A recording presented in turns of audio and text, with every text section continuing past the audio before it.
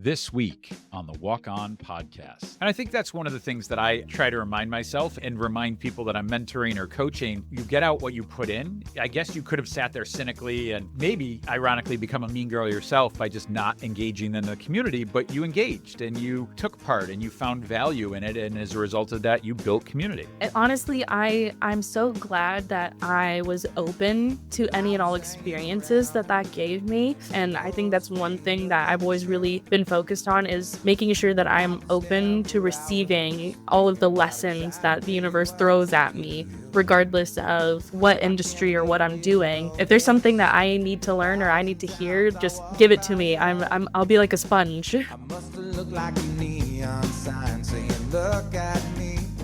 Hello and welcome to the Walk On podcast. This is the second bonus episode of season 5, and we're going to end with this one. So no more secrets, no more spoilers. I'm thrilled with our next guest. For those of you that are new here, the Walk On podcast really started as my search for purpose and passion.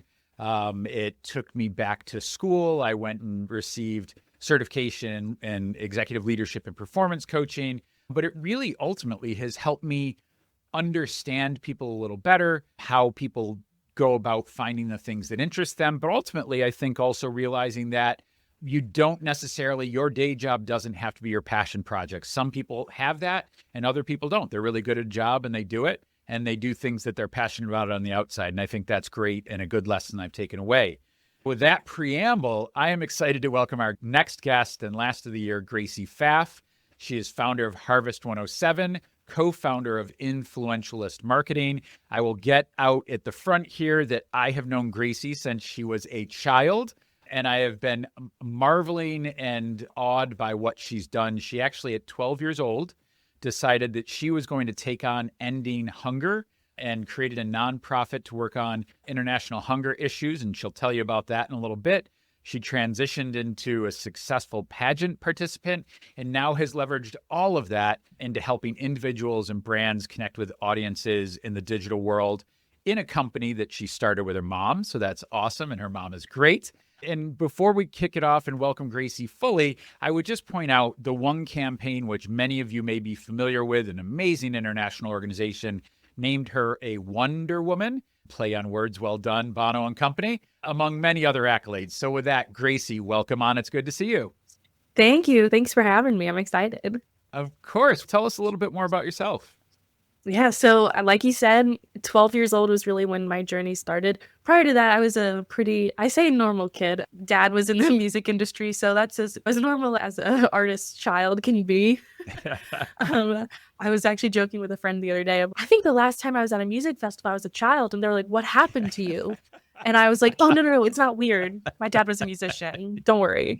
Yeah. I wasn't in anything weird. Yeah. But grew up fairly normal childhood. And then, 12 years old was really when it kicked off. A little background there. I was homeschooled and I absolutely loved being homeschooled. I feel like it gave me so much freedom to explore the things that I was interested in as a child. And so it was around that time of year, my mom was preparing my curriculum. It wasn't quite ready yet, but she was almost there. But she was like, I need a little bit more time. But it's the school year, so let's just go to the library, pick out a book, and you guys can do a project based off of it. And that's the beginning story of how I started Harvest 107. It all came from a book. And I'm a very type A person. I love doing research and knowing as much as possible. I think knowledge is power, and I've always believed that. My sister jokes that I was a nerd as a child, but you know what? It served me well. But I wanted to learn as much as I could about hunger and malnutrition after I read this book that was talking about those topics. And once I heard that there were hundreds of millions of people suffering from hunger, I knew I wanted to be part of that solution. Yeah. Amazing intro background. I will say, I don't know that you know this, but the intro and outro music for our podcast is your dad. So there's a nice little touch point there. And I had the good fortune of doing some work with your dad and helping to support his career as a musician. And he's so talented. And I believe you play music as well, don't you? I do, but that's like my hidden talent. You know, I had a music page for a little while. And it was really fun. It was something great that I did over the pandemic of like a total just creative outlet. I still post occasionally, but Yeah. it's more of a hobby than anything. I don't know that I'll make a career out of it. Yeah. Well, you've got a lot of careers going on. Well, let's go back to the first one. So you go to the library, you find this book, it strikes you. How does 12-year-old you, and one of the things that you didn't share, which I'm sure we'll talk about, is you took your family to Haiti as part of this work. And you lived in Haiti, and I came and spent some time there and did a week's worth of work with you all. But how do you go from, I read this book, I do a report on it, I'm moved, let's start a nonprofit. How does a 12-year-old do that? I was really interested in the topic of sustainability. It seemed like sustainability was the only way forward. I knew of so many organizations that were providing aid to people, and I actually offered to volunteer. I wasn't even going to start my own nonprofit. That's what a lot of people don't know, is that I was never going to start a nonprofit because even in the beginning, I was like, I'm just a 12-year-old. What am I going to do? I offered to volunteer, I think, with over 13 different organizations, both domestically and internationally, and every single one of them told me that I was too young. And as I did more research and as I was developing this passion for sustainability, I was like, wait, maybe there's a gap I can fill here, because I know that I am capable of making a difference even though I'm 12 years old. I just had this belief in myself, and maybe it's just because I was a little crazy. I don't know. I think you have to be a little crazy to be an entrepreneur of any sort. But that's a word my for parents it. did always instill that belief in me that you can do anything you put your mind to. And I, unlike most children, just really took it to heart. I was just like, I'm just going to believe it. Okay. Took the ball and ran with it. That's what I did, is I looked at sustainability and I was like, okay, short-term aid, I recognize the need for it, especially in emergent situations. But what about when the aid runs out? What are people left with? What are these communities left with? What's going to sustain them, the other 360 days a year when they're not recovering from a natural disaster, et cetera? And so it seemed to me like sustainable agriculture was a great way forward, because I can't personally solve all of the food system issues that we have across the globe. However, I can help make food accessible to people by helping them grow it at home. Yeah, that's amazing. And so fast forward, you launched this organization, and I know you did some work in Nashville where you were living at the time, particularly with Title IX schools, community garden programs. But you go to Haiti, and talk to us a little bit about that. How does that happen? How do you link up with aid organizations, find an orphanage? And so talk a little bit about that work and that process. Yeah, it was a wild time, but I wouldn't trade it for the world. Truthfully, we had this weird time in our life where it seemed like everything was coming to an end. My sister and I were homeschooled, so we had very flexible schedules. The lease on our home was about to, we were either going to renew it or we were going to move, and we hadn't decided that yet. And then my dad's contract with his publishing company was coming to an end, and we just had a month where we had literally nothing going on, which is extremely rare for my family. People who knew us back then and know us now know that we are a very go, go, go clan over here. Like, we do not stop going. And my parents found an organization, and so that was tied to an orphanage down in Haiti. And they were like, well, we're just going to take a month-long mission trip internationally. It was my first time out of the country. Wow. And so my parents led that charge there. And we went down to Haiti, and we just served in the ways that we could. I loved working with children, so I was just happy to help wherever I could. My mom helped teach English. My dad was fixing things and just being a support system, especially for the young men that were living there. My little sister, she was like 4 or 5, so she was just there for the vibes. I don't know. Lifting spirits. But we ended up falling in love with the country and learning more about the culture and learning the language and just meeting people, connecting with people. And I think that's really what any type of work should be about, is creating a sense of community. And that's really what we had done over this course of that month. And then the organization we were there with heard about Harvest 107 and the work we were doing in Nashville with schools there. And they said, well, why don't you do a garden here? And that was in March of 2014, I think. And then we ended up going back to Haiti later that year. I think it was October. It's been a hot minute, so I could be off there, but I'm fairly certain it was October of that same year, and we built a huge garden on the rooftop. I mean, it was enormous. And then we moved in that next January. It was pretty quick. We were like, let's leap and look later. And so you built this garden and you're helping them grow food and then doing nutrition education.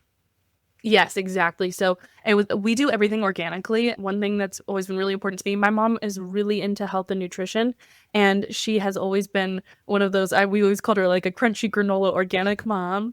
But honestly, it taught us so much as children about the importance of taking care of your body. And after learning about all of the pollutants that are in the air in places like Haiti, etc., it's like, okay, wait, we don't need to be adding more chemicals to our bodies. Of course, it's very easy in the agriculture industry to pesticides, fertilizers, etc. It simplifies things, I can say that, but it's not always beneficial to your body. And people whose immune systems are already so compromised by living in that type of environment especially don't need it. And those chemicals end up seeping into the soil and the water, etc. And it's a whole cycle of maybe not the best solution. So we do everything organically. So we were teaching organic agriculture, which was something that was very new to that community in Haiti. A lot of people were just taught that this is just the way things are done. And it's one of those things when that's what you know, you don't question it.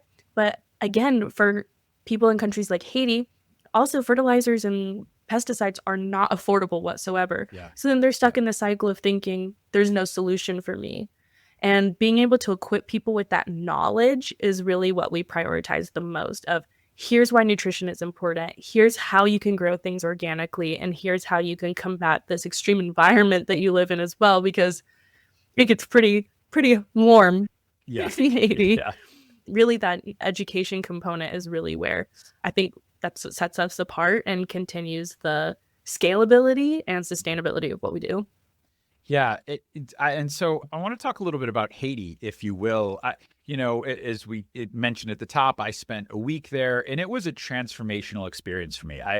It changed it was the first time I'd been to a third world country. It was insightful in that way, but getting beyond the stories and the national perceptions and seeing, yes, some of those things are true, but getting to see people as people and getting to see the work that's being done and who Haitians are that I encountered, there was so much I will take with me for the rest of my life from that experience. And so talk a little bit about what that was like. Your perspective on Haiti. Share with that if you can. I always say that Haiti is so much more than a statistic. I think that's what so many people get caught up in is we see in the news, okay, another statistic of how many people were affected by this natural disaster, how many people are affected by this global issue, etc.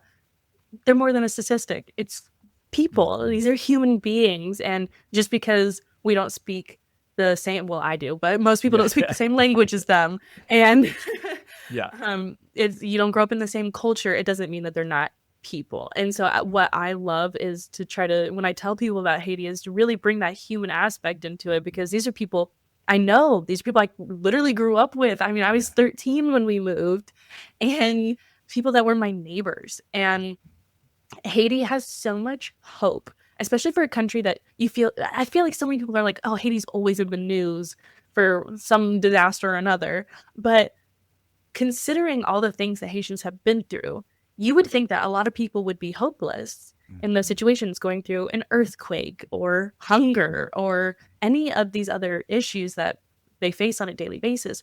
But there's hope every single day. I mean, people left and right, smiling, singing, going on with their daily life. Some of the most inspirational people I know I met in Haiti, because they persevere, I think is the best word for it, is that through it all, they don't let it ruin a good day.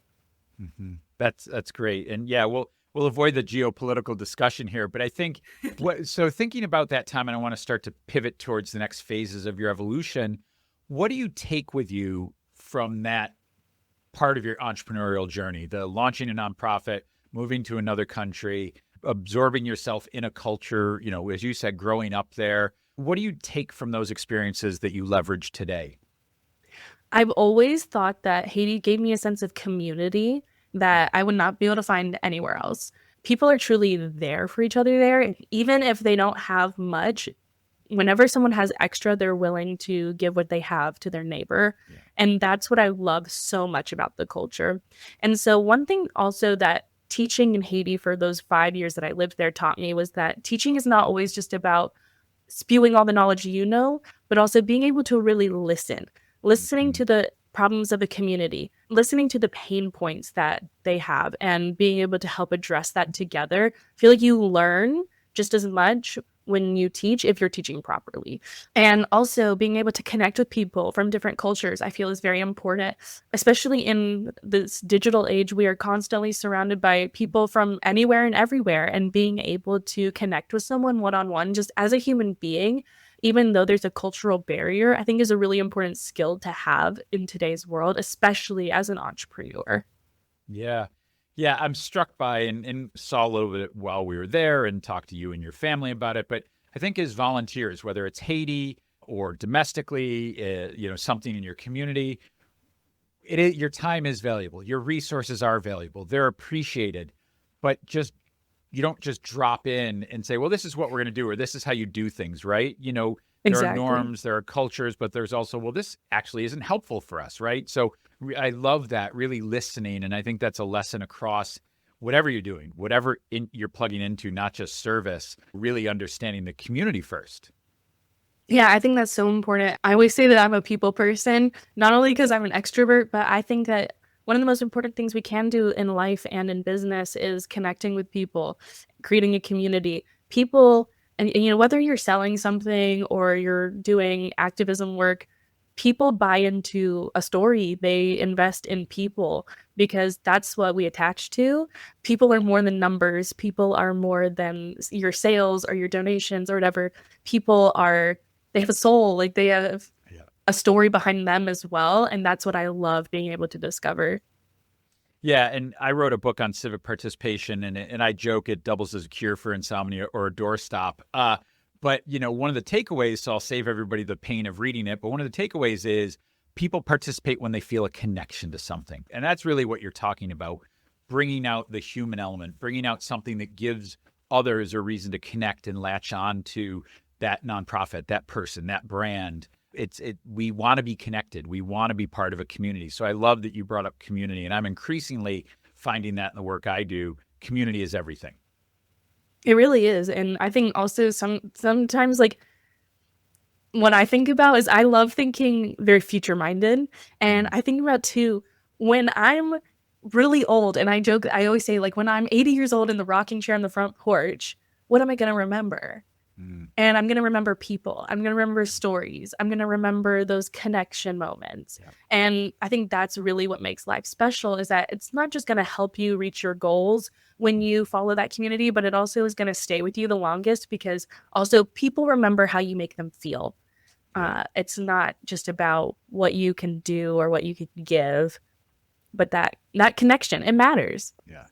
Yeah, and your work with brand, mine as a PR professional, I tell people all the time, your brand is not what you tell people it is, it's what they experience, right? So ultimately, their experience, their perspective, whether they got your brand or not, they did get your brand because they experienced it, right? And they're telling you, if you listen, well, you may say you do this, but that's not what you live up to. So I do think that's really important. Exactly. And I've seen that so much too in, between pageantry and marketing and content creation. I mean, literally across the board, you see that. So I think that has been really fun, of being able to be in so many different industries and see that some themes do carry across the board. It's just facts of life. Well, all right, Gracie, you just keep teeing them up. So let's do that transition. So you brought up pageantry. Let's talk about that. So you're living in Haiti. You weren't glammed every day, right? You weren't walking. Well, no. You weren't walking catwalks. So where does this come from? You obviously moved back to the States, and the next thing I know, you're like, I don't remember your first title, but I see you in pageants, and I'm like, all right, I need an explanation here. So what's the explanation? Oh, yeah. I think I shocked a lot of people when I walked into pageantry, because I literally was going from having my hands in the dirt with plants every single day to literally wearing a crown and sash. And people were like, I think I gave people whiplash from that news. But if we back it up to before I ever moved to Haiti, or before I ever started a nonprofit, a lot of people don't know this because I only did it for like a year. I did modeling back when I lived in Nashville, and I was signed to a local agency in Nashville. I did a whole modeling and acting like seminar and camp and learned about just presentation. I feel like is a good way to put that. And so I still had always had that passion for being in front of the camera. Again, growing up with a father who was always in the spotlight, I was like, wait, maybe I belong there too. How can we make that work? And so we moved back to the US, and I stumbled upon pageantry by accident. I remember growing up and I would watch Miss America and Miss Universe with my grandmother, but I literally never thought that I would be one of those women ever. And I was looking actually for Harvest 107. I was like, what are some interesting and innovative advocacy techniques that I haven't thought of yet to get the word out about my nonprofit? And so I was doing like a bunch of Google searches, and I don't remember what my last search was, but I saw an ad for Miss USA, and I saw that there was like a third of your score was about interview, and part of your interview was your advocacy. And a lot of these girls had these large platforms, and that they were using pageantry to get the word out about it. They were using it basically as PR for their different causes. And so I was like, wait, this isn't a bad idea. This mixes the modeling that I used to love with the advocacy I do now. What can it hurt to try? Yeah. And I signed up. I think I did Miss Florida Teen USA was my first one. I was Miss Cocoa Beach Teen USA. And I signed up and I had no idea what I was doing at all. I was, oh, bless my heart. But I signed up and I just learned as much as I could along the way. And I took every experience for what it was. And I just started talking to people. And I got very connected in the pageant world very quickly. It's a big world, but it's also a very small world. There's a lot of people in it, but everyone kind of knows each other. And there's a lesson there. There's a lesson there. Yep. And I ended up placing top 15 with no prior experience. There were, I think, like 60 girls competing. And so then that got me a little bit of that like notoriety in the industry of like, okay, maybe she's something. And I was like, yeah. And then I watched my video back. And I was like, we could work on a few things. You're like, there's room for growth. There was a lot of room for growth. And I just kept going. I ended up working my way all the way up to the Earth system, because Miss Earth is a pageant that, think very much like Miss Universe, it does end up going internationally. But they advocate for sustainability in our planet. And that seemed very much up my alley, considering I have a agriculture nonprofit. And I was like, okay, well, I'm very earthy. Let's go for it. And I ended up becoming Miss Earth USA Eco, and I was Miss Tennessee Earth 2 years in a row. So that was a very exciting experience. And I'm glad to be retired from pageantry now. It's exhausting. It seems that, yeah. I will say the lessons I learned from it, I will take with me forever. Well, I want to get to some of those lessons, but before we do that, maybe what's a misperception that people have about pageantry that you'd like to dispel? Probably that pageant girls are mean. I think a lot of people watch those like movies where there's pageants, or they watch like those like horror stories and there's always like a pageant in there somewhere, and they think that pageant girls are awful. Some of my best friends have come from pageantry, and I honestly was one of those people where I did not believe people when they were like, there's gonna be nice girls in pageantry, you're gonna make friends. I will tell you, every single pageant orientation I have ever been to has said the director, it doesn't matter who the director is. I've had like 3 different directors. They all say the same thing. You're going to meet your future bridesmaids here. And I was like, I would literally sit there, and I was at the pageant. I was like, no, I won't. And I'm a friendly person. Like I don't know why I was so cynical about it, but I was like, I literally won't. But thanks. I'm just going to get through this competition. Yeah. And I'll see you guys on the other side, and I'll follow you on Instagram. Yeah. I was so cynical about it. But then literally my 4 of my best friends I met through pageantry, and I'm in one of their weddings, and I am actually one of her bridesmaids. So they were literally telling the truth. They were. I just didn't believe it. Yeah. But, sometimes you have to have the experience until unless you believe it, it's not going to click. Yeah. I'm sensing, as you were talking about that, you mentioned the word community before, right? It's another community where you And I think that's one of the things that I try to remind myself and remind people that I'm mentoring or coaching. You get in what you get out what you put in. And I guess you could have sat there cynically and maybe ironically become a mean girl yourself by just not engaging in the community, but you engaged and you took part and you found value in it. And as a result of that, you built community.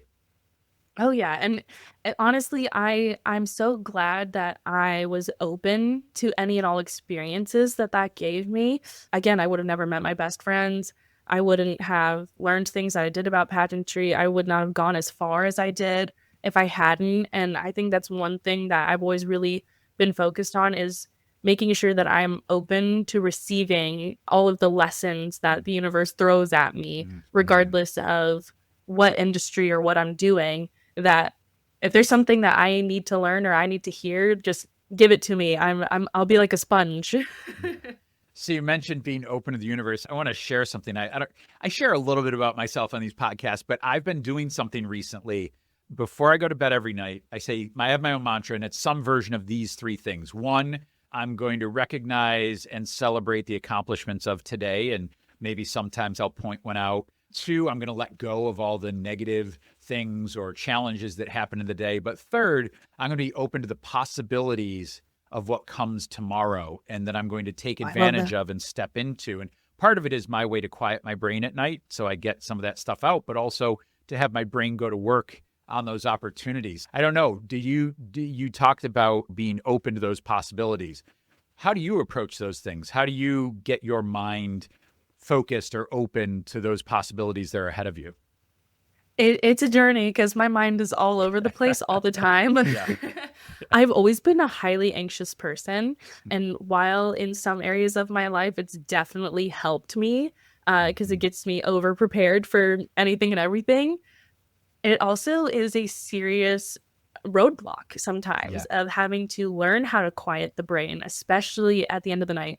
A girl needs sleep. My brain loves to say, no, girl, you don't. But you're like, I have a pageant tomorrow. Those 3 to 5 a.m. thought sessions. I feel like that could be like a 3 to 5 p.m. thing. My brain tends to disagree, but I've managed it a bit. I do really believe in sorting out my brain as much as I can. I'm really big on writing things down. It's usually typing. When I was younger, it was writing, but these days it's typing. And I just do a brain dump in my notes app, and then I try to sort it out later. And I take things task by task, and sometimes I'll even break it down between what I'm doing. I mean, wearing many hats means that I have to separate those different categories of my life. So it's making to-do lists over and over and over again. And there's 5 different to-do lists, but at least I can be like, okay, I can tackle one thing from this one thing from this one, or I can be like, oh, well, I can reasonably knock out all of these today. So trying to just brain dump and then sort it out has been my ultimate hack, because I could not function without my to-do list. I'm all about the to-do list, the spreadsheets. I want to organize. Even when I did pageantry, people thought I was crazy because my key to prep was I had a 5-page spreadsheet to track everything from my prep. Wow. And I swore by it. And I would not compete without my spreadsheet updated and followed through. And girls used to ask me, they're like, what's your secret? Like, how do you prepare so well? And I'm like, this Google Sheet document that goes on forever. This is it. No, I think there's something really important there, like just getting it out of your head to give your mind space. I just had a client coaching session before this, and I really encouraged this person to hopefully find some space over the holidays where they could dump out all of the things that are weighing on them, and that they could find some grace and peace to really just let their brain think, because that's where that growth comes from, when you give your brain space to try and solve the problems that are in front of you. So I buy the dumping theory. I've got a new notebook that I'm using, but anyway, we'll talk about that offline. But I guess I should plug products. Maybe I'll get them to sponsor. No, I'm kidding. There you go. The content creator in me says go for it. I know. Well, maybe at the end I'll hold it up. But no, so So going back to the pageants, you said there are lessons you'll take with you for the rest of your life. Want to share one or two of those that really you carry forward? Absolutely. So, one of the major ones that it kind of carries in with modeling and pageantry, but rejection is a big one. Oh, And you're not always going to win.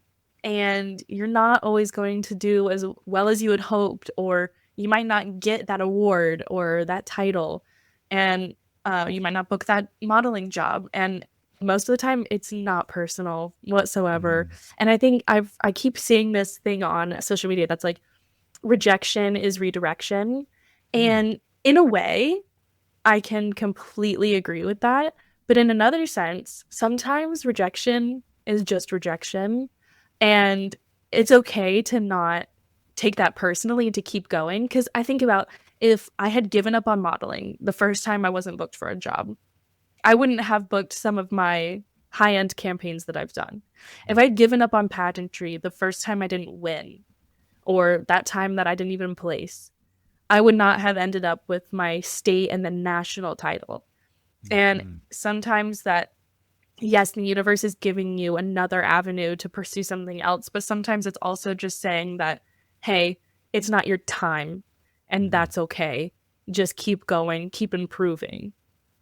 I love that rejection is sometimes just rejection. And what I took from that too is it's not that big a deal. It's not the end of the world. It wasn't your time. You weren't the right fit. Somebody had more qualifications than you. There's also in there though that it's not inherently a bad thing about you. It was rejection. It just wasn't a fit. I love that sometimes rejection is just rejection. It is. And you have to learn to not take it personally. And of course it's hard. You wouldn't be human if it didn't affect you a little. No one likes a little bruise to their ego. But when you are able to move through that bruise to your ego and be able to rebuild yourself and continue growing and become a better version of yourself on the other side of that, I think is a really important skill that I would recommend to anybody to learn. I think rejection therapy is a great thing. I think people should do it. Put yourself out there more, get rejected more. And I feel like it teaches you so much because it's almost like you learn by doing, and sometimes you learn by failing. And rejection, sometimes it's failure, sometimes rejection is just rejection, and just move through it. Move through the uncomfortable feelings that come along with it. Yeah, I mention him all the time on these podcasts, but Scott Galloway's a writer and a podcaster that I follow, and he's just written a book it's called Notes on Being a Man, and he's really concerned about the direction of young men in America.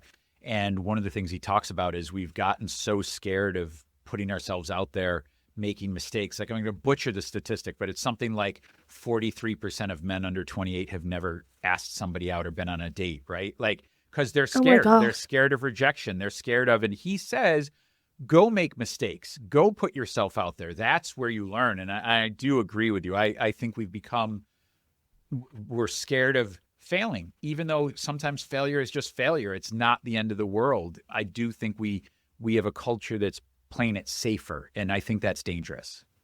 Yeah. I agree completely. I think that it's really important I think also being able to move through rejection and failure, it teaches you how to live with uncomfortable emotions. And I think that's something that's really important because life is not always the sunshine and rainbows we wish it was. And I mean, I'm a very positive, optimistic person, but even I get bad days. I have days where I doubt myself. That's just part of being a human. And so when you can work through that, and sometimes it's just you saying, today is not my day. It's going to be okay. I'm going to throw on a movie and eat some comfort snacks, and tomorrow will be better. It's 100% okay to do that. And being able to live with those uncomfortable emotions is really important, because when something does happen in your life, which inevitably something does, we get challenges, and you being able to handle that with grace and in a calm state of mind, and it doesn't completely just like fry your brain, that's going to be important, especially for the people around you. If something major happens in your life, or even if it's just, it feels like a personal failure, that's going to be that motivation too, to keep going when you can learn to sort through that and not take it as a personal attack. Yeah. And I think as you're saying that, I'm reminded of the fact that if you're a pro baseball player and you get out 7 out of 10 times, that still means you hit 300 and that gets you in the Hall of Fame, right? If you're a 300 hitter, you're in the Hall of Fame, but you still got out 7 out of 10 times, right? So I just think, but you learn from that. You learn how to be a better hitter anyway. So I do think there is something to be said for that, and it gives you calluses and it gives you room to grow and insight. I 1000% agree with that. Well, speaking of growing, I want to be respectful of your time, but I want to check in where you are today and what you're doing today. So, as you mentioned earlier, I recently started Influentialist Marketing with my mom. She's done marketing and PR since before I was born, and I love her wisdom and the unique take that she has on things. And then I have actually recently become a full-time content creator, and that's been a really exciting change for me. It was honestly unexpected. I just posted about it yesterday on my page. I saw that post. I encourage people to find it, and we'll talk about where they can find you. But it's a powerful post. Tell us about the post. And I was doing social media and running social media for businesses professionally for over 3 years. And I unexpectedly got laid off in August. And I didn't know what to do. I was like, I am 24 years old. I feel I have no job. I was like, I feel behind in life. I don't know what I'm going to do. Just those spirally moments that happens when something tragic happens. Yeah. But as we learned from pageantry and modeling, we keep going. Yes. But, I was like, wait, I run social media for brands, and I was already doing on the side UGC, which is user generated content creation for brands, which basically means that I make influencer style videos and brands buy it from me. Which is a pretty cool job if you think about it. But I was doing that on the side for a little while. And I just decided that after I lost my job that I was just going to lean fully into it and see what I could do and what I could achieve. Because I was like, well, it's my only source of income right now. And I happen to like having a car. So and being able to go do things. You put that in your post. I thought that was great. Yeah. Bills are real. It's a real thing. And I like having things. I decided that I was just going to lean fully into content and see what I could do. And I just kept pitching, and I kept networking, and I kept applying and applying. This is where that rejection therapy is great. Whether it was through modeling or going to different events or applying online or just reaching out to brands directly, I just kept going. And then I ended up ending the year with multiple months where I did over double my old salary. So I feel like I achieved what I wanted to there, and I'm excited for 2026. I love that. Let's end with that enthusiasm. So let's, if we can, have you reflect for a minute all this great narrative you shared, this whole story and where you are today. And it really is, I'm so thrilled to see who you are and who you've become, not surprised at all. But if somebody's really struggling they got that rejection, they lost their job, what would you recommend for them to find out how they can lead with passion or purpose or find that thing that motivates them? I think introspection is really important. Do the brain dump, even if it's not a to-do list, like brain dump how you're feeling. It's so important to be able to sort through your thoughts and get control over your mind. And find common themes. If you notice that like you have the same spiral over and over again, see what those common themes are and try to target that. Also, I always encourage people that if there's something that you're almost like secretly passionate about, really explore that.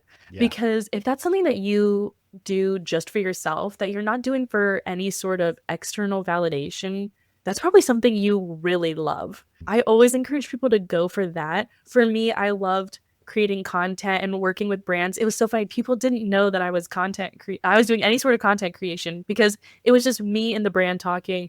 It was just them buying content from me, but I loved it. I had so much fun filming videos in my room and doing things like that. And I didn't do it for the likes or whatever. It wasn't even going on my page.